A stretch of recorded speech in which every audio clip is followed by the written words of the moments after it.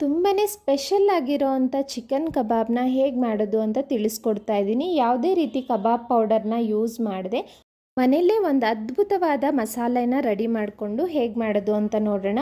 ಮೊದಲಿಗೆ 2 ಗಡ್ಡೆ ಬೆಳ್ಳುಳ್ಳಿ, 2 ಇಂಚು ಶುಂಠಿ, 4 ಲವಂಗ, 1 ಇಂಚು ಚಕ್ಕೆ, ಅರ್ಧ ಹಿಡಿ ಕೊತ್ತಂಬರಿ, ಅರ್ಧ ಹಿಡಿ ಪುದೀನ, 1-2 ಮೆಣಸಿನ್ಕಾಯಿ ಎಲ್ಲವನ್ನು ನೀರು ಹಾಕಿ ತರಿಯಾಗಿ ರುಬ್ಬಿ ಪಕ್ಕಕ್ಕೆ ಇಟ್ಕೊಳ್ಳೋಣ.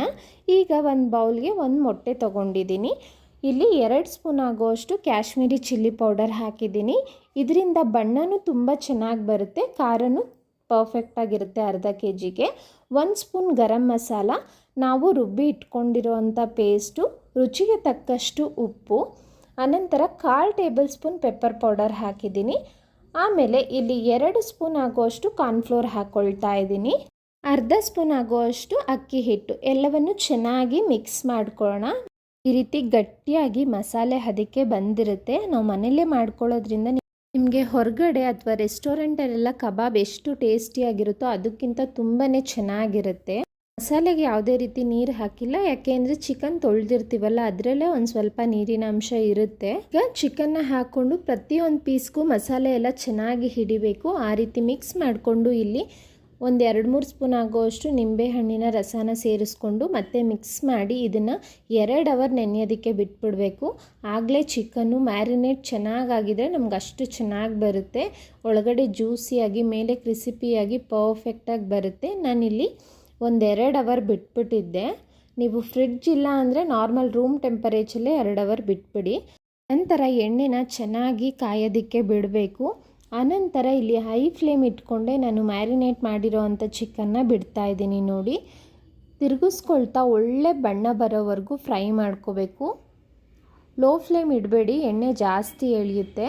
ಸೊ ಹೈ ಫ್ಲೇಮಲ್ಲೇ ಇವನ್ನಾಗಿ ತಿರುಗಿಸ್ಕೊಳ್ತಾ ಫ್ರೈ ಮಾಡ್ಕೋಬೇಕಾಗುತ್ತೆ. ಕಬಾಬ್ನ ಯಾವಾಗಲೂ 2 ಸಲ ಫ್ರೈ ಮಾಡ್ಕೋಬೇಕು. ಟೇಸ್ಟು ಹಾಗೆ ಒಳಗಡೆ ಬೆಂದಿರೋದು ಎಲ್ಲ ಪರ್ಫೆಕ್ಟಾಗಿರುತ್ತೆ. ಇಲ್ಲಿ ಒಂದು 60% ಅಷ್ಟು ಬೆಂದಿದೆ. ಇದನ್ನು ನಾನು ತೆಗೆದಿಟ್ಕೊಬಿಡ್ತೀನಿ ಈಗ. ಅನಂತರ ಇದು ಕಂಪ್ಲೀಟಾಗಿ ಆರಿರಬೇಕು. ಅನಂತರ ಇಲ್ಲಿ ಎಣ್ಣೆನೂ ಚೆನ್ನಾಗಿ ಕಾಯಿಸ್ಕೊಳ್ಳಿ. 2ನೇ ಸಲ ಹಾಕೋಕ್ಕಿಂತ ಮುಂಚೆ ಎಲ್ಲವನ್ನು ಇದೇ ರೀತಿಯೇ ಡಬಲ್ ಟೈಮ್ ಫ್ರೈ ಮಾಡ್ಕೊಳ್ತೀನಿ. ನೋಡಿ, 2ನೇ ಸಲಕ್ಕೆ ಹಾಕಿದ್ದೀನಿ ನಾನು. ಈ ರೀತಿ ಮಾಡ್ಕೊಳ್ಳೋದ್ರಿಂದ ನಮಗೆ ಚಿಕನ್ ಒಳಗೇನು ಹಸಿ ಅನಿಸೋದಿಲ್ಲ, ಹಾಗೆ ಪರ್ಫೆಕ್ಟಾಗಿ ಕುಕ್ಕಾಗಿರುತ್ತೆ. ನಾನಿಲ್ಲಿ 2ನೇ ಸಲ 1-2 ನಿಮಿಷ ತಿರುಗಿಸ್ಕೊಳ್ತಾ ಫ್ರೈ ಮಾಡ್ಕೊಂಡಿದ್ದೀನಿ. ಒಳ್ಳೆ ಲೇಯರ್ ಬಂದಿದೆ, ತುಂಬ ಚೆನ್ನಾಗಿ ಕ್ರಿಸಿಪಿಯಾಗಿತ್ತು. ಒಳಗಡೆನೂ ಅಷ್ಟೇ ಪರ್ಫೆಕ್ಟಾಗಿ ಬೆಂದಿತ್ತು. ಮೊದಲನೇ ಬಾರಿ ಚಾನಲ್ ನೋಡ್ತಿದ್ರೆ ಪ್ಲೀಸ್ ಸಬ್ಸ್ಕ್ರೈಬ್ ಮಾಡ್ಕೊಳ್ಳಿ. ನಮ್ಮ ಇವತ್ತಿನ ರೆಸಿಪಿ ನಿಮಗೆಲ್ಲ ಇಷ್ಟ ಆಯಿತು ಅಂದ್ಕೊಳ್ತೀನಿ. ಇನ್ನೇನು ಯುಗಾದಿ ಹಬ್ಬ ಬಂತು ಅಲ್ಲ, ಖಂಡಿತ ಈ ಪ್ರೊಸೀಜರಲ್ಲಿ ಒಂದು ಸಲ ಟ್ರೈ ಮಾಡಿ ನೋಡಿ ಹೇಗಿತ್ತು ಅಂತ ತಿಳಿಸಿ. ನಾನು ಹಲವಾರು ರೀತಿಯ ರೆಸಿಪೀಸ್ನ ಆಲ್ರೆಡಿ ಶೇರ್ ಮಾಡಿದ್ದೀನಿ. ಲಂಚ್ ಬಾಕ್ಸ್ಗೆ, ಬ್ರೇಕ್ಫಾಸ್ಟ್ಗೆಲ್ಲ. ಇಂಟ್ರೆಸ್ಟ್ ಇರೋರು ಚೆಕ್ ಮಾಡಿ. Thank you.